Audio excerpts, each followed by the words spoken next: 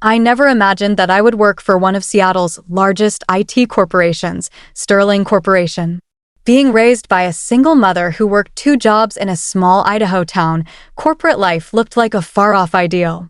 However, here I was, 26-year-old Sarah Collins, seated at my desk on the 47th level of the Sterling Tower. Although it was a cubicle in theory, a little cubicle. "Where is the Johnson report, Collins?" Hannah Pierce, who has been my direct boss and particular tormentor for the past year, spoke in a shrill voice that made me wince. She was standing at the door of my cubicle, her flawless blonde hair pulled back into a tight bun, her high-end heels tapping impatiently. I pulled up my sent emails and answered, "Miss Pierce, I sent it 10 minutes ago. It ought to be in your inbox." Hannah's neatly drawn eyebrows got closer. "I failed to see it." "This time, send it again with the margins fixed. They are terrible." I knew better than to disagree, but the margins were precisely as she had instructed in her previous 3 letters regarding appropriate document design. "Immediately, Miss Pierce." I could hear the murmurs coming from cubicles close as she snapped away. Nobody knew why Diana had it out for me, but everyone knew she did.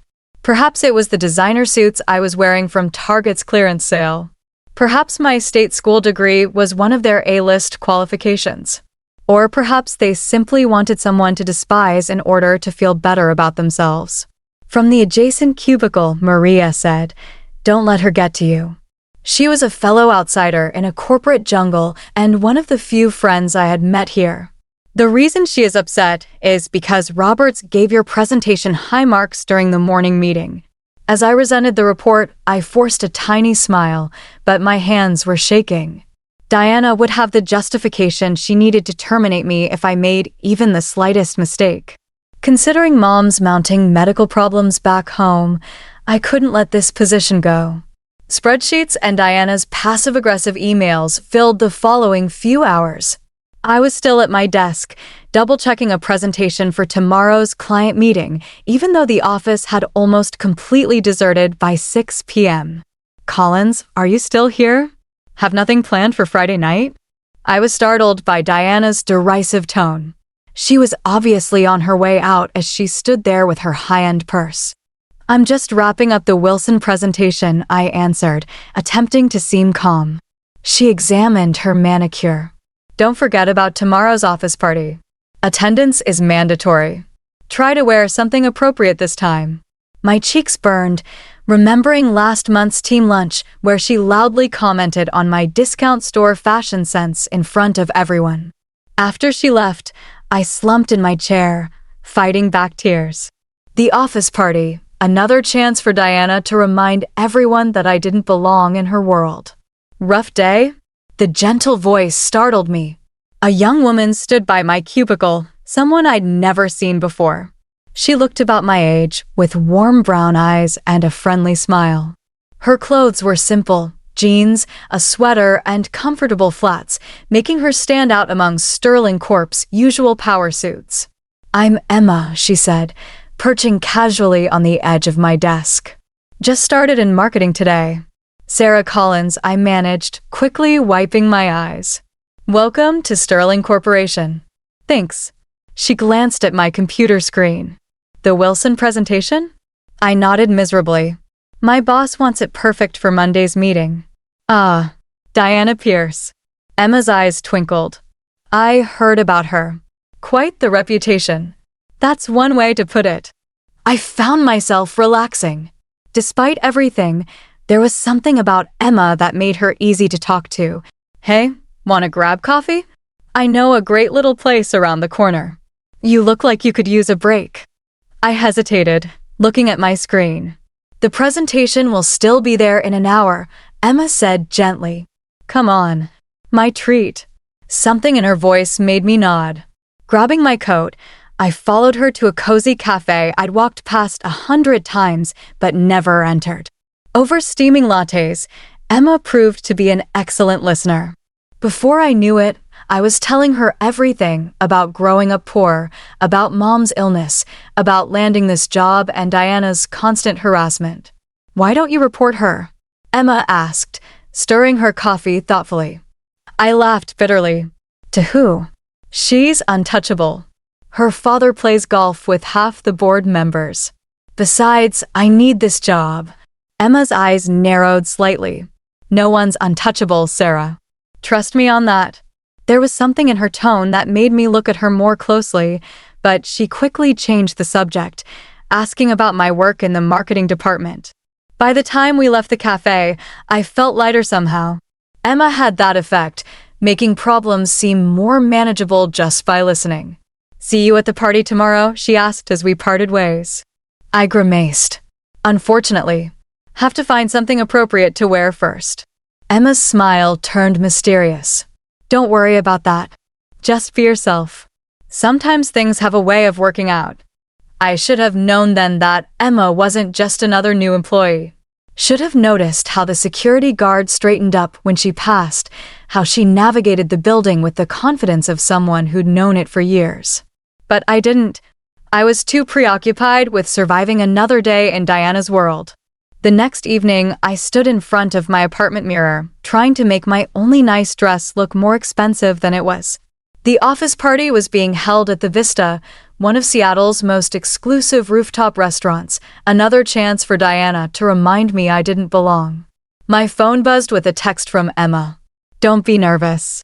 Tonight's going to be interesting. I didn't know then just how right she was. Didn't know that in a few hours, everything would change. That Diana Pierce was about to learn a very expensive lesson about judging people. The Vista rooftop restaurant took my breath away. Floor-to-ceiling windows offered stunning views of the Seattle skyline. Crystal chandeliers sparkled overhead, and champagne flowed freely among the well-dressed crowd. I felt painfully out of place in my simple black dress from last year's clearance rack. Well, Diana's voice dripped with disdain. You actually showed up, Collins. And in the same dress you wore to last year's holiday party. How economical of you. She stood with a group of senior managers, all of them smirking at her comment. Her own dress probably cost more than 3 months of my salary. Thank you for noticing, Miss Pierce, I managed, gripping my water glass tightly. I couldn't afford to lose my temper. Not here. Not now. You know, Diana continued loudly, clearly enjoying her audience.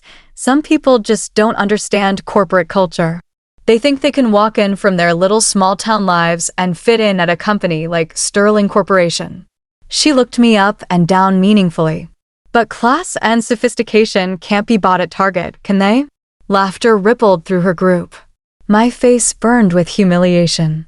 I should go check on the Wilson presentation, I mumbled, turning to leave.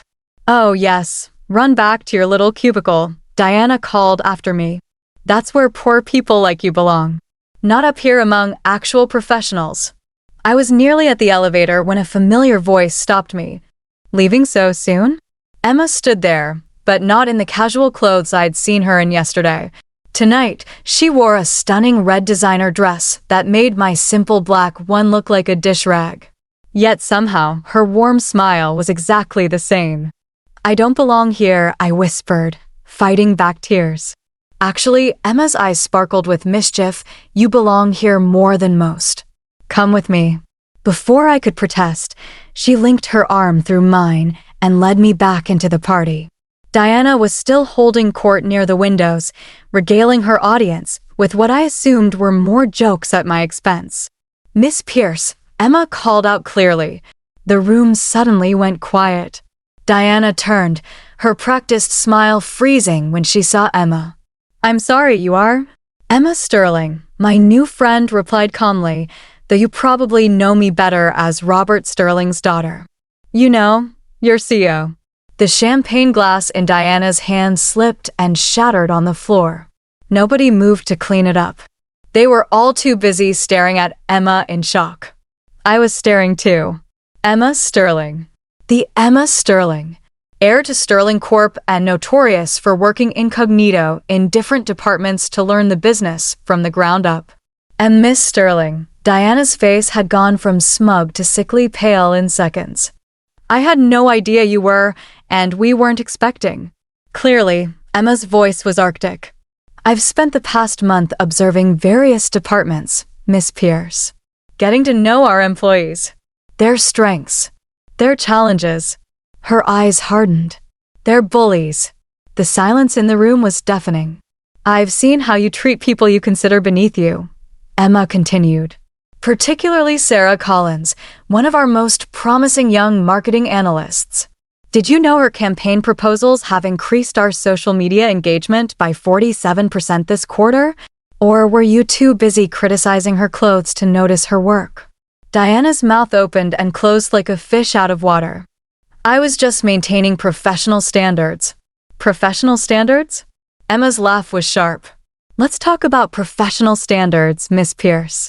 Like using company resources to plan your personal vacation. Or taking credit for your subordinate's work. Or the fact that your father's golf buddies on the board can't protect you anymore because they all retired last month. The color drained from Diana's face completely.